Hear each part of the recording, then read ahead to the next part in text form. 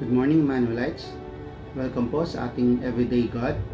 Ang ating pong devotion sa araw nito ay matatagpuan sa Acts 22 verses 10 to 11. What shall I do, Lord? I asked. Get up, the Lord said, and go into Damascus. There you will be told all that you have been assigned to do. My companions led me by the hand into Damascus because the brilliance of the light had blinded me. Blessed be the reading of God's Word. Tatlong beses po nabanggit ang conversion ni Paul sa Book of Acts. Sa chapter 9, 22, and 26.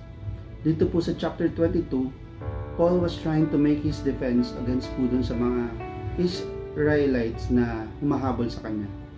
Mabuti na lang po ay at dumating ang mga Roman soldiers at siya ay nadakip bago pa siya mapatay ng mga tao.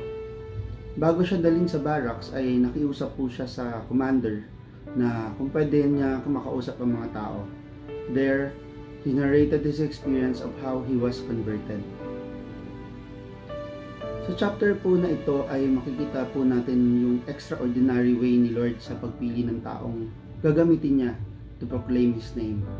Kagaya po sa encounter ni Philip with the Ethiopian eunuch and ang encounter ni Peter at ni Cornelius ay may extraordinary ding nangyari kay Paul.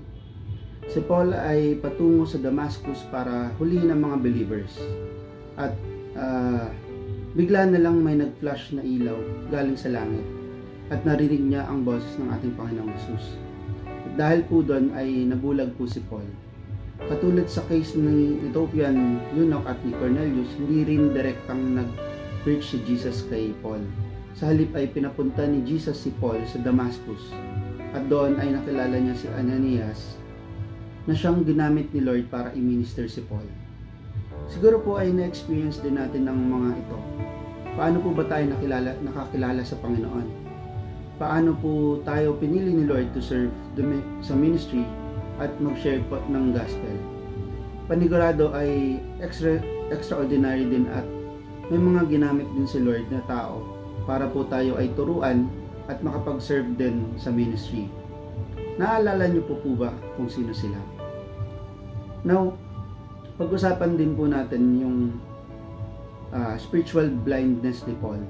We all know that Paul before his conversion was a persecutor of the church. Hindi niya kinikilala si Jesus as Lord. At dahil sa extraordinary encounter niya with the Lord, he was also physically blinded. Doon sa mga araw na bulag si Paul ay madami siyang naging realizations. And because of those realizations ay nagbago siya at sumunod sa Panginoon. He boldly declared the name of the Lord among the Gentiles. Naway maging katulad din natin si Paul who can boldly declare the name of the Lord kahit na anumang pagsubok at ang pagdaanan. Let us not wait to be physically blinded as well. Let's open our eyes and obey Jesus.